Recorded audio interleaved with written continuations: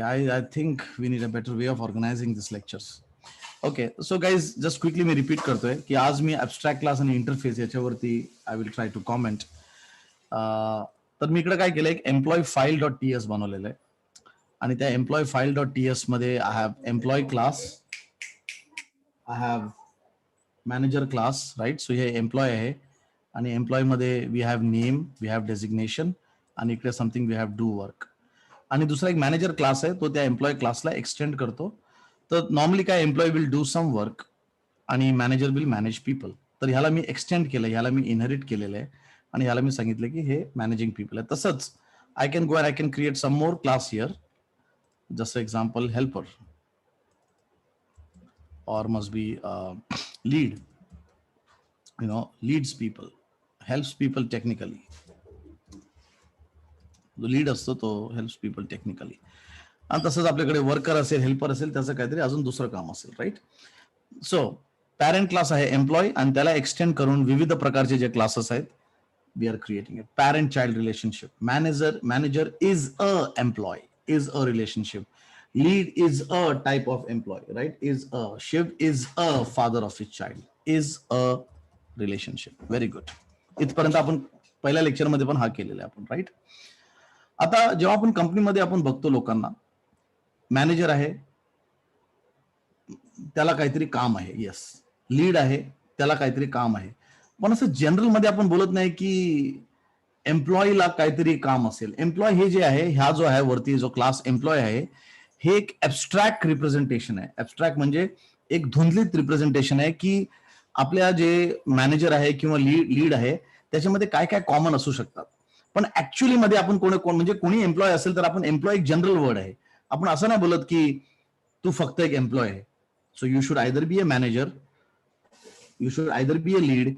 काहीतरी कॉन्क्रीट म्हणजे what we can say is की हा जो वरचा जो क्लास आहे त्याला आपण बोलू शकतात जनरलाइज क्लास, जनरलायझेशन, राईट. आणि हा जो मॅनेजर क्लास आहे किंवा लीड क्लास आहे ह्याला आपण बोलू शकतात स्पेशलायझेशन. रिमेंबर, याची विविध नावं आहेत. Is a relationship, generalisation, specialisation. की हा जनरलाइज आहे, हा स्पेशलाइज आहे, राईट. असं पण बोलतात की स्पेशलाइजला कॉन्क्रीट क्लासेस सुद्धा बोलतात. कॉन्क्रीट क्लास, कॉन्क्रीट म्हणजे काय, वरती एक जस्ट जनरल रिप्रेझेंटेशन आहे, पण कॉन्क्रीट की एक्झॅक्टली तो काय करतो हे ते आपण इकडे कोड करतो की मॅनेजर एक्झॅक्टली काय करतो. आता जी गोष्ट जनरलाइज आहेत, राईट. सो आता विचार करा. सो फॉर एक्झाम्पल नाव लेट अस से की मी ह्याला आता यूज करायला चालू केलं. हा माझा क्लायंट डॉट टी एस आहे and let me say import from employee file dot T S. Employee file.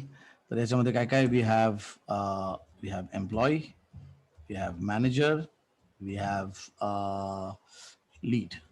Remember हा सिंटॅटिकल जे मी ते पण बोलत होतो की तुम्हाला सिंटॅक्सच माहीत असू शकतात पण सिमॅन्टिक्स हा एक वेगळा गोष्ट. आय एम सॉरी, हा हे मध्येच आपलं मला माहित नव्हतं. मी खूप काही गोष्टी इकडे बोललो होतो की सिंटॅक्सस ॲब्स्ट्रॅक्ट क्लास लिहून तुम्ही ॲब्स्ट्रॅक्ट बनवलं किंवा इंटरफेस बनवलं पण तुम्हाला सिंटॅक्सच समजलेत, तुम्हाला सिमॅन्टिक्स अजून समजलेलं नाही, राईट. तर हे आता सिंटॅक्सच आहेत. जसं एक्झाम्पल आता I can say where manager is equal to new manager आणि मी जेव्हा सांगतो की manager dot do work, no problem, good. हा जो मॅनेजर आहे हा मॅनेजरचं काम करेल. Where lead is equal to new lead, good. Lead will do a leads work, lead dot do work. पण आता ऍक्च्युअली मध्ये आपण where employ EMP equal to new employ, हा बेस क्लास आहे, एम्प्लॉईचा base class.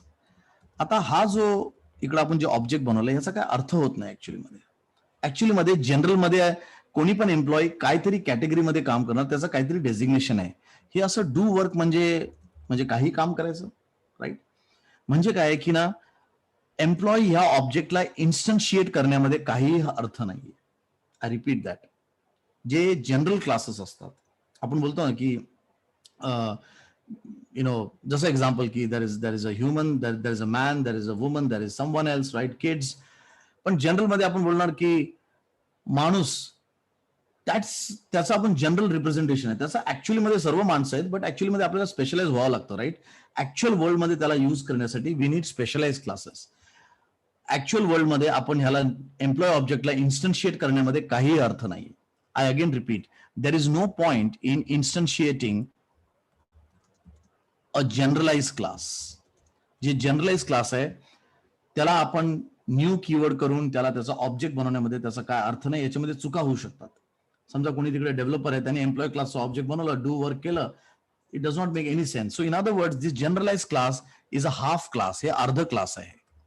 Half defined class, half defined base class. अर्ध म्हणजे काय की या एम्प्लॉय क्लासमध्ये वी कॅन से तुमच्याकडे नाव आहे, येस, सर्व एम्प्लॉय मध्ये कंपनीमध्ये नाव असेल, डेझिग्नेशन आहे, बरोबर.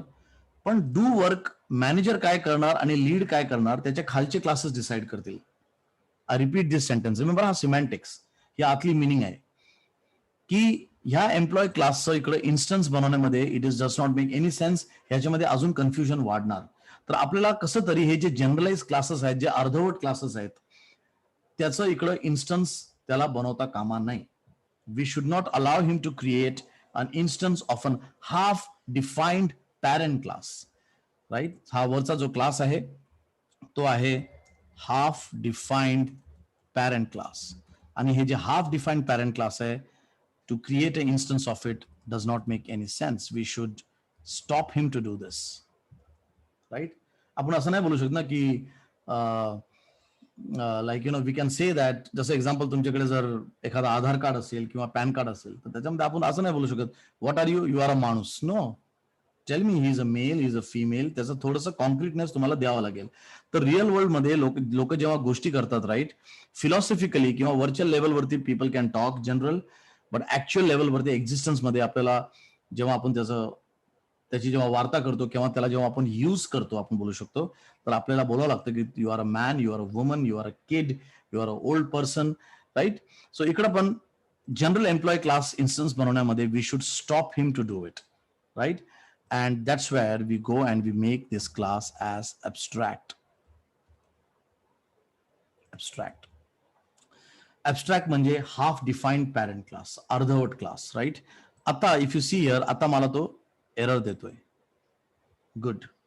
दॅट मीन्स नाव अननेसेसरी जे चुका होणार आहे अर्धवट क्लासचं इन्स्टन्स बनवल्यानंतर आपण त्याला अवॉइड करतोय.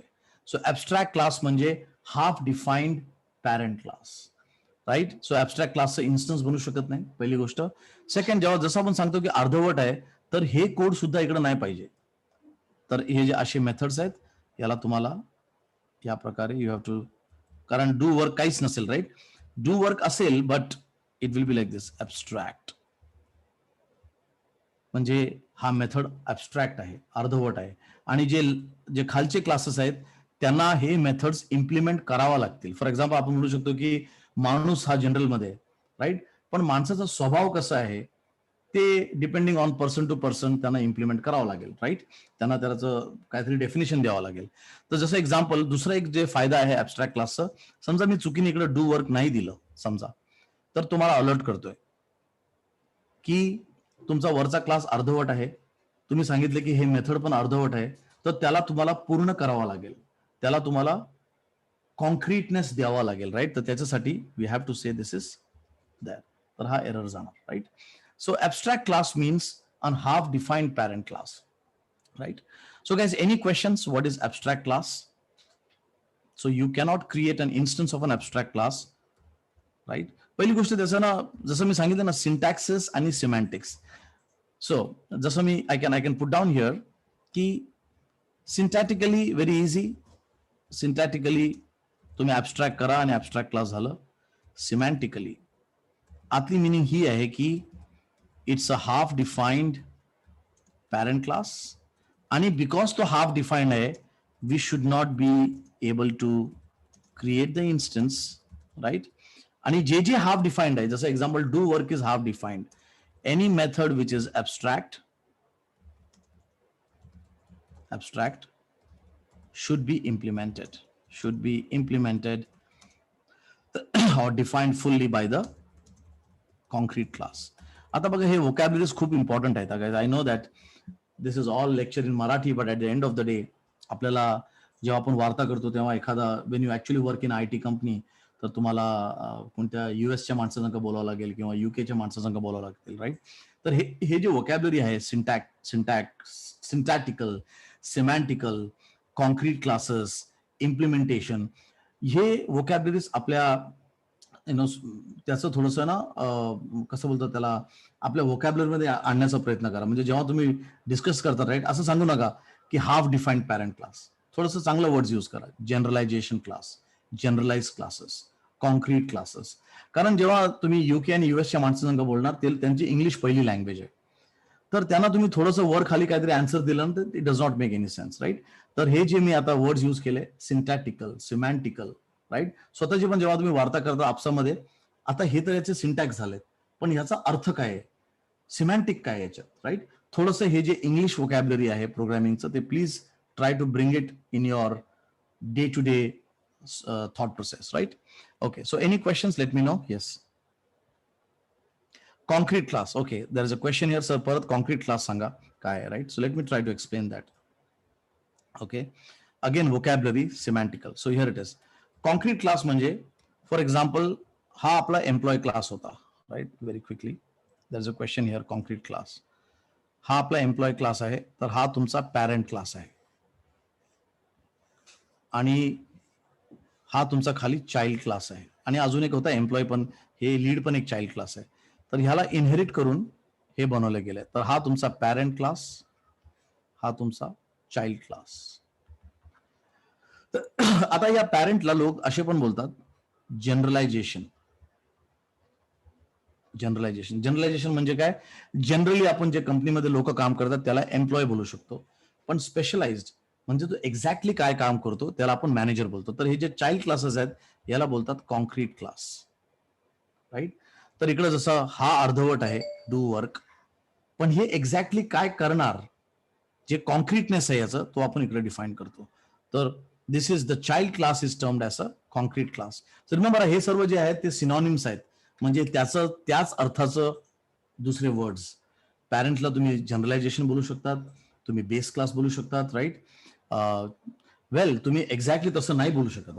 जसं एक्झाम्पल, पॅरेंट क्लास आणि जनरलायझेशन मध्ये थोडंसं फरक आहे डेफिनेटली, राईट. जसं एक्झाम्पल, पॅरेंट क्लास म्हणजे काय, काय काय पॅरेंट क्लासमध्ये सर्व मेथड्स इम्प्लिमेंटेड असतील, काहीही अर्धवट नसणार, मग तो जनरलाइज क्लास नाहीये. आय रिपीट दिस. काय काय पॅरेंट क्लास आहेत, जसं एक्झाम्पल की समजा या एम्प्लॉयमध्ये तुम्ही सांगितलं जर कोणी एम्प्लॉयला काय काम नसेल तर त्याला काहीतरी काम केलं पाहिजे, आणि तो काम हे आहे की हे करा. जर असं असेल तर याचा अर्थ हे पण आहे की तुमच्याकडे एक ऍक्च्युअली एम्प्लॉय नावाचा जनरल पॅरेंट क्लास आहे. जनरलायझेशन म्हणजे काय, की काहीतरी अर्धवट आहे, काहीतरी अर्धवट आहे, राईट. सो जनरलायझेशन हा वर्ड ऍबस्ट्रॅक्ट क्लास संग it goes very well, right. So parent आणि child must be, those are very general things we are talking about. पण जनरलायझेशन, स्पेशलायझेशन, राईट, किंवा कॉन्क्रीटनेस आणि specialisation, again same terminology. General मध्ये आपण बोलू शकतो की वी आर ऑल ह्युमन्स, पण स्पेशलाइज की कोणी मेल असतो किंवा कोणी फिमेल असतो. तर the common half thing is your generalization, right. आणि कॉन्क्रीटनेस म्हणजे की त्याच्यामध्ये तुम्ही ऍक्च्युअली कोडिंग लिहिणार की आता हे मॅनेजर काय करणार एक्झॅक्टली तुम्हाला खाली डिफाईन करतात, right. So that's what the word specialisation is. आपसामध्ये प्लीज डिस्कस करा काय काय, म्हणजे जसं मी सांगितलं ना की ऍबस्ट्रॅक्ट क्लास या कॉन्सेप्टमध्ये जे ऍबस्ट्रॅक्ट आहे तो कीवर्ड एकदम इझी आहे यूज करण्यासाठी, सिंटॅक्सेस, राईट. पण त्याचं जे अर्थ आहे, right, that is very difficult to understand. Okay, आता ह्याच ऍबस्ट्रॅक्ट क्लास संग there is one more thing which is very common, and it is called as an interface, right. Interface म्हणजे काय, जसं एक्झाम्पल की हा आता एक एम्प्लॉय आहे, याच्यामध्ये मॅनेजर्स आहेत, हे आहे ते आहे, राईट. आता समजा हा जो एम्प्लॉय क्लास आहे हा क्लायंट इकडे यूज करतोय, he is using it, new manager do work, new lead do work, right. आणि हे क्लायंट म्हणजे हे क्लायंट ह्याला कन्झ्युम करतायत. I repeat this sentence. हा जो क्लायंट आहे तो ह्याला कन्झ्युम करतोय. म्हणजे जर मी एखाद्या मोठ्या एंटरप्राइज ऍप्लिकेशन लेवलवरती बघितलं तर असं होऊ शकतं, पिक्चर असं होऊ शकतं की तुमच्याकडे तुमचं एम्प्लॉय क्लास आहे इकडं, किंवा तुमचं एम्प्लॉयचे मॅनेजर क्लासेस जे पण असतील, राईट, मॅनेजर आणि लीड, राईट. आणि हे सर्व कोणीतरी टाईपस्क्रिप्टमध्ये, जसं मी client.ts बनवलेलं आहे त्याच्यामध्ये कोणीतरी यूज करतंय. दुसरा कोणीतरी अजून एखादा कोड असेल तो यूज करत असेल, दुसरा अजून कोणाचा एखादा कोड असेल तो पण यूज करत असेल, राईट? तर असे वेगळ्या प्रकारचे क्लायंट असतील हु आर युझिंग दिस कोड. असा विचार करा की हा एक एक डेव्हलपर आहे, तो बनवतोय हा, आणि हे दुसरे दुसरे डेव्हलपिंग टीम आहे, ते त्याला यूज करते. म्हणजे असं बोलू शकतो की हे सर्व कन्झ्युमर आहेत, राईट? आणि हा तुम्ही आहे त्याचे ऍक्च्युली मेन क्रिएटर, तुम्ही तो कंपोनेंट बनवलेला आहे, राईट? आता विचार करा, हा जो क्रिएटर इकडे आहे तो सायलोस मध्ये काम करतोय. सायलोस म्हणजे काय, की त्याला माहित नाही की ह्याला 10 लोक यूज करतायत किंवा 12 लोक यूज करतायत. आणि समजा त्यांनी इकडे हा कॉन्ट्रॅक्ट ब्रेक केला, समजा त्यांनी चुकीने त्यांनी इकडे गेला आणि सांगितलं की मला हा डू वर्क हा नाव आवडत नाही आणि I will just say work. आता हा एक छोटस चेंज जे त्यांनी इकडे केलेलं, राईट? त्याच्यामुळं या लेवलवरती, जसं एक्झाम्पल पहिलं तर बघा, सर्व जागी ब्रेकिंग, जसं क्लायंट बोलल्यावरती, जसं हा एम्प्लॉय क्लास आहे इकडे त्यांनी जर चेंज केलं तर पहिलं तर त्याचे चाइल्डवाले इफेक्ट झाले. समजा आपण जाऊन चाइल्डला इफेक्ट केला, ओके ठीक आहे, याला इकडे करेक्ट करा and we also correct here. आता बघा, मी एक चेंज मुलं मी आता 2 चेंजेस केलेत, पण त्या 2 चेंजनी पण भागणार नाहीये, राईट? क्लायंटमध्ये परत चेंजेस, अरे ह्याला पण चेंज करा, अरे ह्याला पण चेंज करा, आणि त्याला पण चेंज करा. याला बोलतात इम्पॅक्ट अनालिसिस. इम्पॅक्ट, तुम्ही एका चेनचं कुठं कुठं तुमचं इम्पॅक्ट होऊ शकतं त्याचा तुम्हाला अंदाज सुद्धा नाहीये. कारण ऍक्च्युली जेव्हा आपण प्रोजेक्टमध्ये काम करतो तेव्हा आपल्या आपल्या कोडवरती लोक काम करतात, पण त्याच्यामुळं कुठं कोणाला काय त्याचं काय इफेक्ट होणार, we don't have any idea. आणि रिमेंबर, हा मोठ्या प्रोजेक्ट्समध्ये असं नाही की एकाच प्रोजेक्टमध्ये इफेक्ट होणार. ते समजा तो प्रोजेक्ट दुसऱ्या कंपनीवाले कोणी यूज करत असेल, राईट? फॉर एक्झाम्पल, जसं तुम्ही एखादा कंपोनेंट बघितलं, लेट्स से चार्ट कंपोनेंट, तुम्ही तो चार्ट कंपोनेंट विकताय तिकडे तिकडे, चार्ट किंवा एखादा ग्राफ कंपोनेंट असेल, राईट?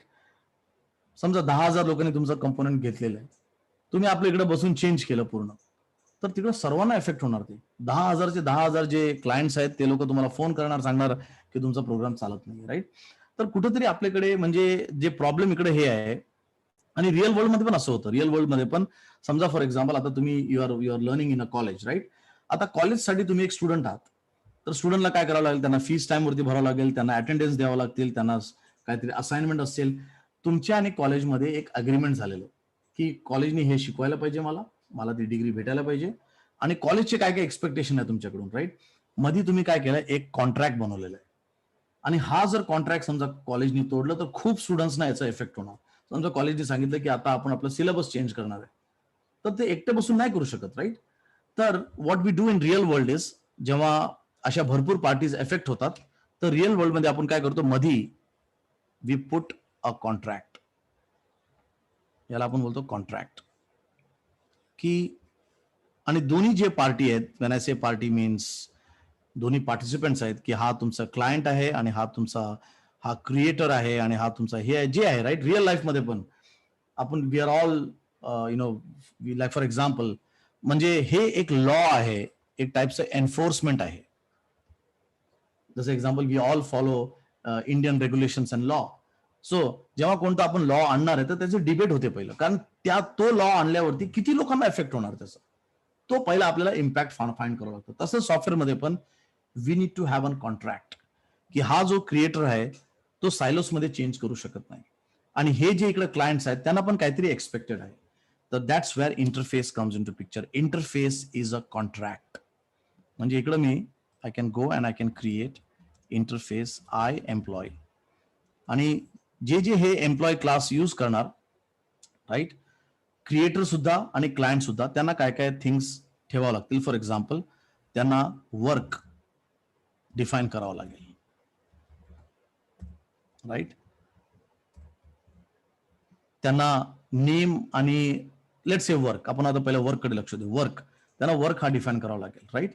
तर आता काय होणार, जे सर्व क्लासेस आहेत खाली, we can say abstract class employ, right? And we can say here implements.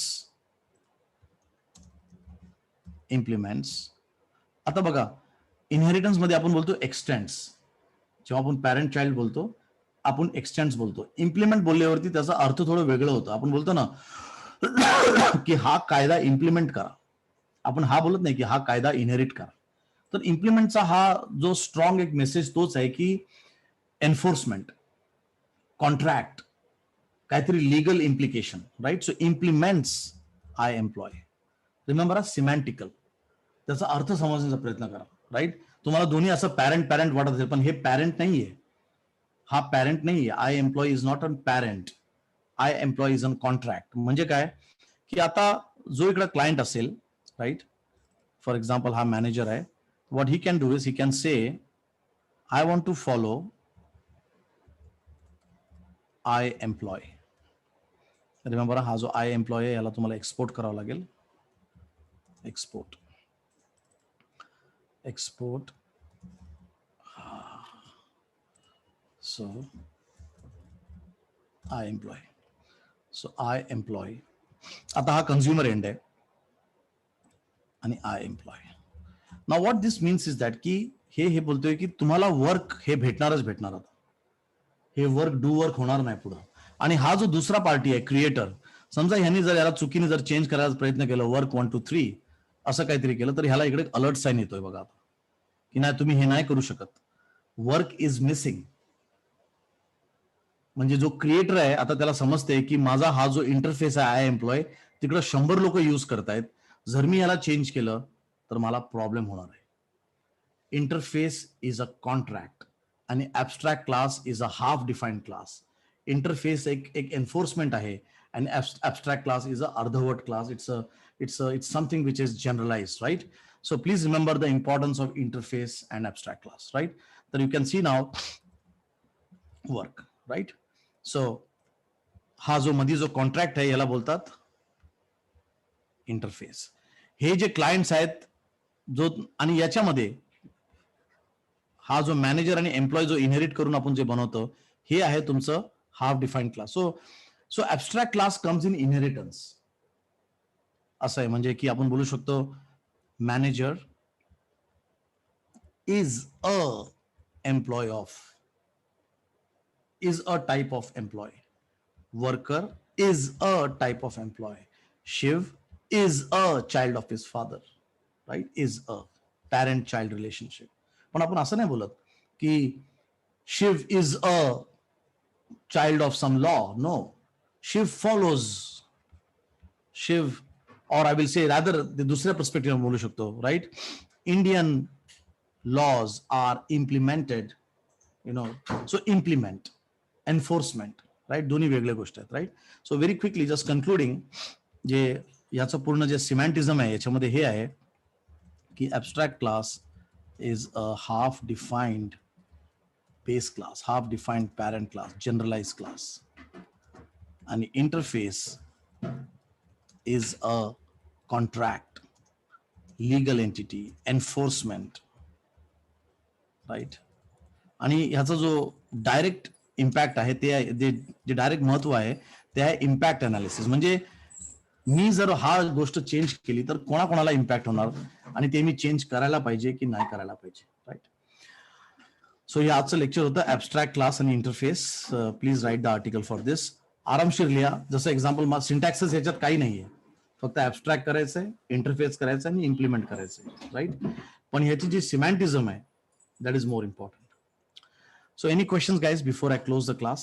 Sir हे आजचं लेक्चर 11 आहे, ऍब्स्ट्रॅक्ट क्लास आणि इंटरफेस डिफरन्स. तर दोघांमध्ये काय म्हणजे काय काय लोक विचारतात की abstract class versus interface sir काय फरक आहे, राईट. फरक म्हणजे भरपूर फरक आहे. एक आहे म्हणजे one is east and one is west actually. पण काय होतं माहितीये का, काय काय वेळी हे जे ईस्ट आणि वेस्ट न जवळ येतात, अशी एक गोष्ट आहे जेव्हा आपण बोलू शकत नाही की हा ईस्ट आहे किंवा वेस्ट आहे. जसं एक्झाम्पल, समजा मी एखादा ऍब्स्ट्रॅक्ट क्लास बनवलं ज्याच्यामध्ये असं केलं मी, हा ऍब्स्ट्रॅक्ट क्लास एम्प्लॉय आहे. समजा मी हे सर्व काढून टाकलं असं, हा बघा. आता जर तुम्ही अशा प्रकारचं क्लास बनवलं, you can see on the UI की या ऍब्स्ट्रॅक्ट क्लासमध्ये सर्व जे मेथड्स आहेत ते ऍब्स्ट्रॅक्ट आहेत. मग आता हा ऍब्स्ट्रॅक्ट क्लास इंटरफेस सारखं झालेलं आहे. आपण बोलतो ना की जसं पहिलं एम्प्लॉय होतं, एम्प्लॉयच्या वर तुम्ही थोडं सांगितलं ओके ह्युमनच्या वर असं, आणि वर गेल्यावरती तुम्ही त्या पातळीवर गोष्ट करतात की जिकडे लाईक सर्व एवढी जनरल झालेली आहे की तो इंटरफेस सारखं दिसतो, राईट. पण रिमेंबर दोघांचा अर्थ एकदम वेगळा आहे. तर पहिली गोष्ट, तुम्ही जर असा ऍब्स्ट्रॅक्ट क्लास बनवताय ज्याच्यामध्ये सर्व गोष्टी ऍब्स्ट्रॅक्ट आहेत, मग मग त्याचा अर्थ हे आहे की कुठेतरी डिझायनिंग रॉंग झालेली आहे आणि तुम्हाला त्याला इंटरफेस करायला पाहिजे. रिमेंबर आपण बोलतो ना की तो एवढा म्हणजे समजा आपण जसं आता मी आहे, I will talk about lot of things. आपलं थोडंसं वर कोणीतरी गेलं सांगितलं नाही, थोडंसं आपण जनरल अजून गोष्ट करू, अजून जनरल, तो एवढा जनरल होऊन जातो की नंतर तो साधू सारखा दिसतो, राईट? आहे की नाही? तर हे जे जे मध्ये येतात ना, जे प्रॉब्लेम आहे की जिकडं ऍबस्ट्रॅक्ट क्लास इंटरफेस सारखं दिसायला लागतो, तो प्रॉब्लेम म्हणजे पहिली गोष्ट तो प्रॉब्लेम झालेला डिझायनिंगमुळे, कुठेतरी तुमची डिझायनिंगची चूक झालेली आहे, राईट? तर ऍबस्ट्रॅक्ट क्लासमध्ये काहीतरी तुम्हाला इम्प्लिमेंटेड पाहिजे. असं एक्झाम्पल नेम आणि डेझिग्नेशन इम्प्लिमेंटेड आहेत, हा अर्धवट आहे. जर हे याच्यामध्ये अर्धवटपणा नसेल तर मग तो ऍबस्ट्रॅक्ट क्लास नाहीये, मग तो इंटरफेस असू शकतो, right? So let me see any questions here. No questions. Thank you very much. So we are done 12th class. मला माहित नाही 12th क्लास आहे की नाही, पण मी सोर्स कोड बघून बोलू शकतो. असं असू शकतं की काय काय क्लास ऍक्च्युली सोर्स कोड बघून I cannot say it's a 12th class. Let me just check. आज थोडंसं आपण अर्धा तासच्या वर गेलेलं आहे, पण मला वाटतं हे क्लास 11 आहे. असू शकतं class 12. I don't know how it is class 12, पण मला असं वाटतं क्लास 11 आहे. Raju please check that. Okay, thank you very much guys. Thanks a lot. Thank you.